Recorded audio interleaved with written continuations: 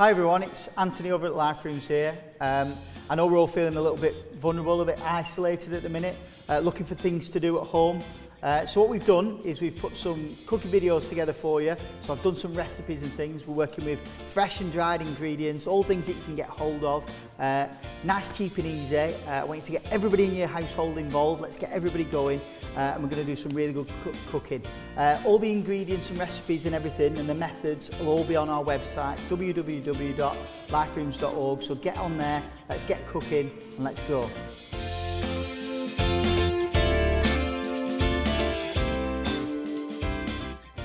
Hi everyone, it's Anthony over at Life Rooms. We're going to do a healthy spring roll, okay? So we're going to go through all the ingredients that you need today. So we've got some ginger, some garlic, some mange tout, some baby corn, we've got some peppers, onions, celery, leek, spring onions, onion, carrots and garlic. Okay, so lots of ingredients going in here. Now a lot of the ingredients are optional, so you can leave some in and leave some out. It's entirely up to you, but as much veg as you can get in there as possible. Okay, you need some nice small tortillas. Okay, the great thing about tortillas at the minute is they've got a really long shelf life, so they're great. And also with regards to the vegetables, vegetable aisles seem nice and stocked at the minute, so that's really good. In regards to equipment, you need obviously a stove of some description, a wok, a ladle and a knife and chopping board. Okay, so we'll go through everything as we go on. If at any point you get a little bit stuck and a little bit nervous, just pause it and then we can just carry on. So just you're in control. Okay, so in regards to the knives, what I will say about knives is make sure that you don't go out trying to buy some really expensive knives. Just make sure that it's nice and sharp and it's got a little bit of curve to the blade. That's the best sort of knife to have. Okay, so we're going to start with a little bit of the prep. Okay, and I'm going to show you some top tips in regards to chopping up. Okay, I know people can be a little bit nervous when it comes to chopping. Just remember, this is an inanimate object. Take your time. It's really important that this won't cut you. It's about you being in control of that knife. Okay, so we're going to start off, we're going to use the carrot. Okay, so in regards to the carrot, we just need to peel it down and we're just going to top and tail. Take the top and tail. It's great to have a little rubbish tub with you at any one time as well, so you can constantly keep your rubbish in there. And then all I want you to do, fingers over the top and cut straight through the carrot. Okay, then all you're going to do at a slight angle is just keeping your fingertips tucked in, your thumb behind your fingers like that, and then we're just going to roll the knife along. Okay, I apologise in advance, I'm a lefty, so you just need to flip it all around for yourselves if you're a right-handed. And you see the knife is staying in contact with the board at most of the time. Okay, and we're just rolling, making a nice guillotine method. Okay, take your time nice and slowly and all the way through the carrot. Okay, so then you've got these nice thin slices. Okay, try and get them as thin as you possibly can. We're going to put them onto there out the way. Okay, we'll put the excess carrot on there as well. So what I'd like you to do is I'd like you to cut the full carrot. Okay, because you'll need that. In regards to the celery contains loads of strings, so what we need to do is we need to try and remove those strings. So the best way to do that is just get the top of it, snap it and pull down, and you can see we've got those strings come out nice and easily. Okay, so instead of trying to peel it and mess around with it, you can just do that nice and easy. In regards to this celery, we can keep it for stock if you were going to do stock. Then again, very similar to the carrot, we're just at an angle, we're just going to shred through. Remember, keep those fingertips tucked away, and we're just going to roll that knife along, all the way along, until we've got some nice thin slices there. Okay, great stuff. Then what we're going to do is we're going to move on to the leek. Okay, so leek's a great one. Leeks are very generous. They come in layers for you, so it's dead easy to do. Okay, because they're in these nice, easy layers. And all you want to do is just lay them down nice and flat, and you'll see I've cut it into a section. Okay, then all you want to do is you're just going to do some nice thin strips all the way along. Remember, keep those fingertips tucked away, and again, take your time. It's really important to take your time. Okay, so we've got some nice thin strands of leek there. Okay, so the leek's going to go on there as well. We're just going to keep piling all that up. Remember, at any point, if I'm going too fast, pause the video and then we'll carry on with the next one. So great one, spring onions. Okay, plenty of colour, plenty of flavour. All you want to do is just take that little top off where the spring onion's gone a little bit dry, and if there's any wilted leaves on the side of it, all you want to do is just peel that down. Okay, then all we're going to do is you're just going to nice and steadily shred all the way down. And then obviously when you get to the bottom part, the hairy part at the bottom with the strands, all you want to do is just cut that off and discard that, okay? So I'm going to put that on here. So what we'll do, we'll move the larger pieces out the way so you can see what we've got there. Great stuff. Okay, so with the pepper, top tip with the pepper is when you get the pepper as it is, what you want to do is you want to cut straight in half. A lot of people cut round, but it's better to cut straight in half. All you want to do then is get your thumb, push it behind the back of the seeds and push forward. Okay, what that does is it takes the root out as a whole. So you can see that the roots come out as a whole and the pips, most of the pips have come, but there's very, very little waste. Then what we're going to do is we're just going to peel that excess white out just by the hand. There's no need to use knives. And then any excess seeds, just tap that onto your palm of your hand and all the excess seeds come out, okay? Now when it comes to chopping a pepper, what you need to do is you need to work on chopping from the flesh side to the outside, because the outside is a bit firmer and a bit more difficult to cut through. Okay, so all you want to do is just really simply, now if you're not comfortable holding like that, you feel a little bit uncomfortable, take the top off and the bottom off, and then you can lay the pepper flat by snapping it down, and then what you can do is then just strip. Now you can see what we're trying to do is we're trying to aim for most of the vegetables to be the same size. That's what we're looking for, nice uniformity.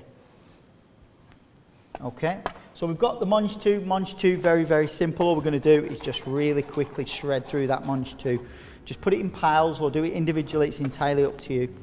Just pile that on there. Now the thing is, because with a stir fry we cook everything at the same time, we don't need to worry about mixing it all up. It's absolutely fine, you can just throw it on the plate. Then what we're going to do with the baby corn is again just slice it into nice little discs, but we're going to do it at a slight angle. If the baby corn's a little bit too big, if you need to lift the knife up, just chop straight through. Make sure those fingertips and the thumb is nice and tucked away. Okay. So we've got the onion, okay, with the onion again. So we've got the root at the bottom and the sprout at the top. All you want to do is cut directly through both, okay, all the way through. Okay, I always cut it when it's still got the skin on. It makes life a little bit easier when you come in to prep it. Get rid of any excess skin. Then what you want to do is you see the root at the bottom here, this is the eating part. All you're going to do is at an angle, cut, yeah, and then at the sprout, you're just going to do exactly the same at an angle cut. Then what that does is it makes it really easy to peel all the excess skin off. And what you're looking to do is any skin that's got any brown on it at all, you want to remove it. So you've got a nice white onion. You can obviously use red onions as well. It's not restrictive to what you use. Okay, and then all I'm going to do, dead simple, with the onion, is just start shredding through that onion. Okay, nice and simple. If you get to the point where it feels a little bit difficult to chop, all you need to do is just turn it over, okay? And then keep chopping, okay? Nice and steady. So we've got all that onion chopped up, ready to go. So we've got onion, celery, loads of different flavours and textures going on there, plenty going on. Okay, so now what we need to concentrate on is the flavour, okay? So obviously the best two ingredients that work really well with this is garlic and ginger. So we're going to use a couple of cloves of garlic and the ginger. Okay, so a lot of people get a little bit confused when it comes to peeling ginger. There's a lot of ideas on the internet saying about using a spoon and things like that. The best simple way is just literally use a smaller knife because you don't want anything. It doesn't have to be serrated, it can just be a straight edge knife. All you want to do is just cut down the piece that you want, use as much or as little as you want. And then all you're going to do is very, very gently, is just scrape with a knife along, okay?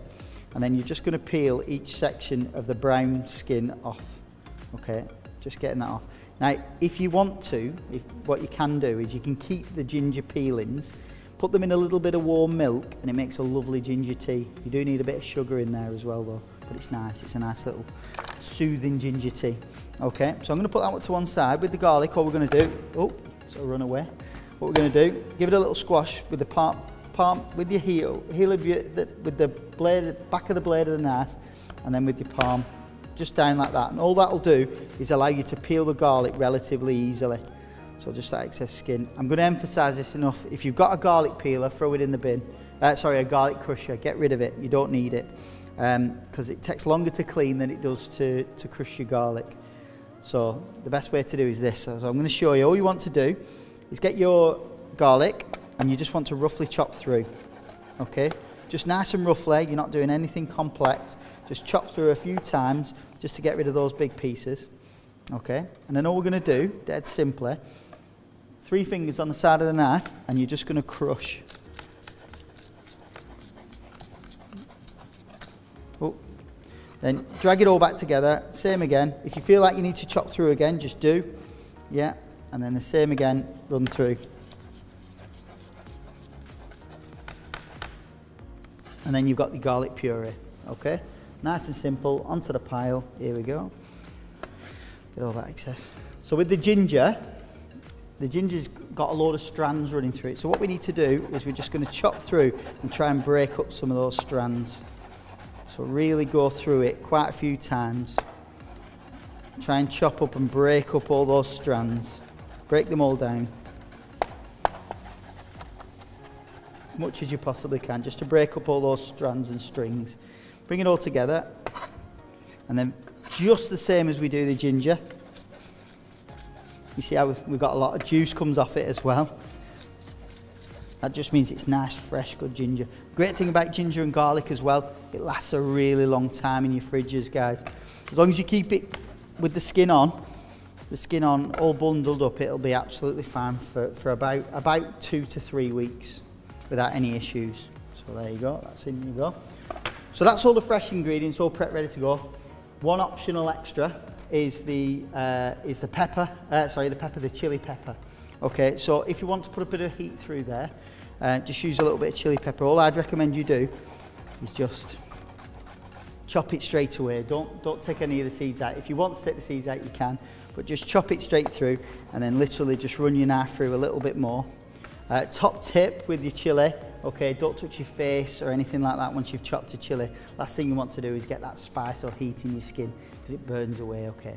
All right, so that's all the ingredients prepped. So what we're going to do is we're going to move on to the cooking, okay? Right guys, so we've got all our prep done, everything's ready to go. So as you can see, we've got all our lovely ingredients all laid out, ready to go. And the great thing about this is if you're cooking with your household, what you can do is you can get them to select and choose what ingredients they want in, so they can make up their own little bowls. So what I recommend you do with this is, in regards to it, is do this in batch cooking. So you want to do this in little small stages. So what we're going to do, we're going to add a little bit of oil to our tray. It's really good to use these spray type oils because what that means, it means you can regulate the amount of oil you put in there. And what we're looking for is we want this to get really intense and really hot. So the great thing about a wok is it is a really thin metal. So it means that metal heats up really, really quickly. So we're just going to let that heat up a little bit and I'm just going to get my ingredients ready to go. So what I'm going to do is I'm just going to pick some little bits and bats. So literally all you're talking is a little pinch of each, and you're listening for that sizzle. That's the sizzle that you want, that sign. It just gives you that instance that the pan is nice and hot. So we've got onions going in there, green, we've got some plenty of green, plenty of colour. We've got the spring onions, we've got peppers, we've got everything. So the idea is you want a real vibrant colour in there. So we're going to add a little bit of the ginger. I'm going to add a little bit of the garlic in there as well. And we're going to add a little bit of the coriander in there as well. So we've got all that ingredients in there. Let me just make sure I've got everything in there. Missing a bit of celery. Okay. So obviously we can use this as just a stir fry as well. Don't feel like you can't just say, do you know what, I'm just going to have this as a stir fry. So what we're going to do is, when I'm using a wok, I always tend to use a ladle to stir the ingredients. This just means that the curvature of the ladle supports the curvature of the wok, so you can just give it a little stir. We're going to give that little stir in, okay, every now and again, just giving it a little shake.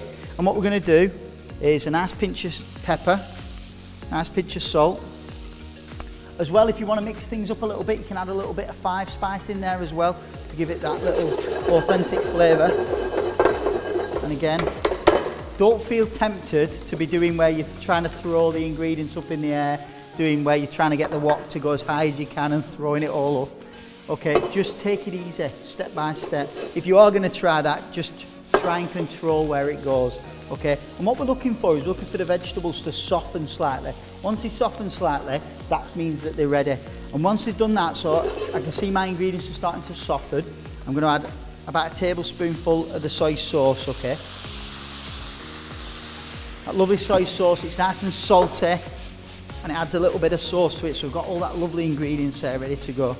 Okay, once that's all done, dead simple, all we're going to do, we're going to transfer that into a little container and we're going to let that cool down, and we'll leave that there and let that cool down a little bit, ready to do our tortillas. Right, so we've completed our stir fry now, so that's all been cooked and ready to go, and we've decanted it into a small container so we can work with it.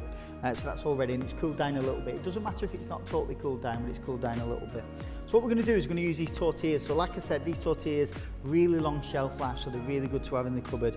And we've got the smaller ones as well, which aren't that popular, so it's great, so there should be plenty in stock.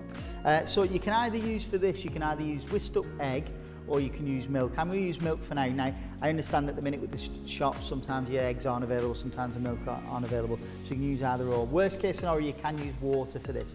So I'm just going to explain what we do. So what you need to do, a little teaspoon, and all I'm going to do is I'm going to get the milk and I'm just going to rub it on the outside of the tortilla, just around the edge. So I'm like forming a circle, just around the edge, okay? And push it right out to the edge and just push it in there. And what that's going to do is it's going to form as part of our glue.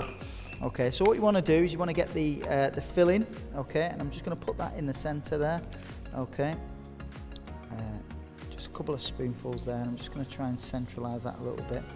Now, what you've got to be careful of with this is actually make sure you don't overfill it, because what you'll find is it'll burst out and you won't be able to do anything with it.